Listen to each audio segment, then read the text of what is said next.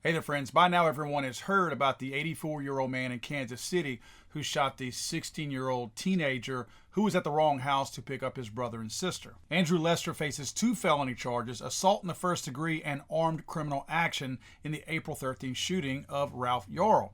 Yarl was shot in the head and arm after he went to the wrong address to pick up his siblings. He's been released since then from the hospital, but faces an arduous road to recovery, according to the family, even though he's already been released and allowed to go home.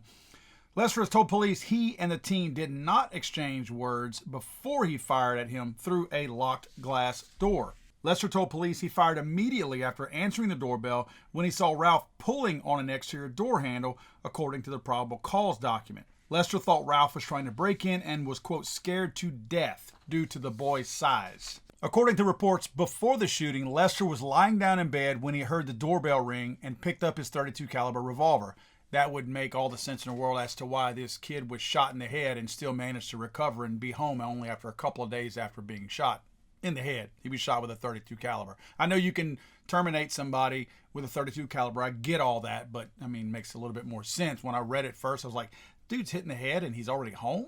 After picking up his gun, the man went to his home's front entrance, which includes an interior door and a glass exterior door, both, according to him, which were locked. Lester opened the interior door and saw a black male approximately 6 feet tall pulling on their exterior door handle. He stated he believed someone was attempting to break into the house and shot twice within a few seconds of opening the door. He believed he was protecting himself from a physical confrontation and could not take the chance of the male coming in. The man immediately called 911, and this is confirmed by police reports. Now, of course, this is being politicized. Of course it is. In today's litigious type society, everything is a potential payday, right? It just is, whether you're seeking justice or not.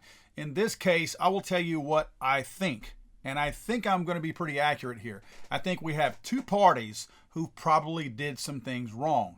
Am I saying anybody was justified in shooting or being shot? No. I'm telling you what I'm pretty sure happened here. It sounds like both sides are giving a similar story that kind of corroborates the other. My guess is, according to these reports of Lester laying down and then hearing the doorbell ring, this is an 84-year-old man. He's not springing into action, right? And he's probably peeking through curtains too.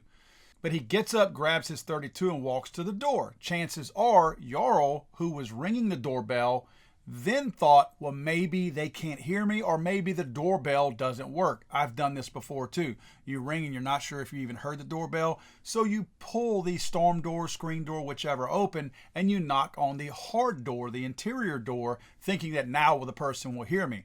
My guess is that's what Yarl did. Now, his attorneys are going to tell him, don't say you reached for the door, because that's going to make it look like you were trying to enter the house or break in. I don't think the kid was trying to break in. I truly believe he was there to pick his siblings up. Didn't think that the man heard the doorbell ring, grabbed the storm door, and tried to knock. Unfortunately, his attorney is asking him to lie in this case. My guess, but it sure seems that way. I don't think this man would have shot through the doorway just because he opened it up and saw a black person. And they're also trying to lie and say that the man shot the kid after he had already shot him the first time. Well, he shot twice through the doorway. He didn't shoot, open the door, and then shoot the kid on the ground. That's not how this happened. So obviously this man shot twice. He was not hunting this 16-year-old down, attempting to shoot him further down the driveway or in the yard or anything like that. This is a horrible situation, one that I'm glad Yarl is going to be able to recover from. Unfortunately, this 84-year-old man will probably spend some time in jail because he's got some pretty serious charges against him.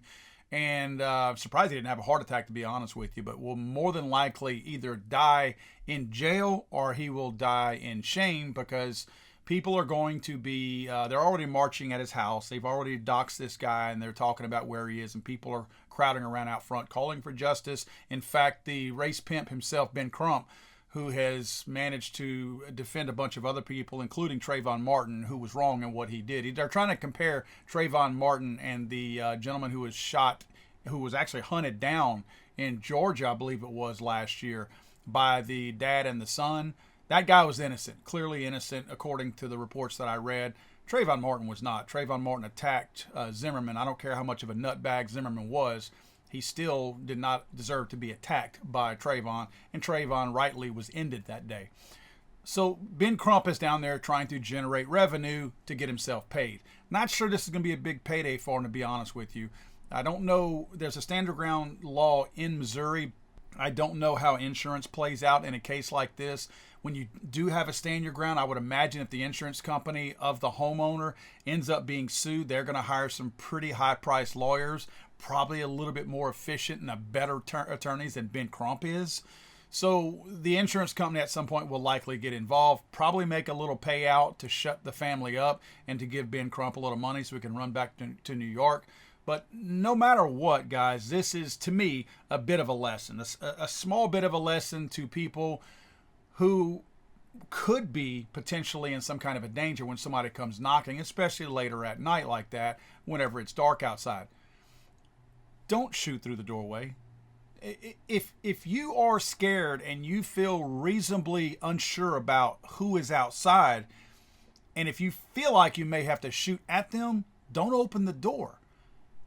It's likely that they're saying the glass door was closed and so was the other door, the interior door, so don't open them. Call 911 if you truly fear. Don't shoot through the door. No idiot in their right mind would ever make any kind of a suggestion that you shoot through a door. Only some total fool idiot who's never had to defend anything in their entire life would ever give you the stupid advice to shoot through a door. Buy a shotgun. Buy a shotgun. Buy a shotgun. Buy a shotgun. Buy a shotgun. Buy a shotgun. Buy a shotgun. Buy a shotgun. I'm sorry, I thought this was America.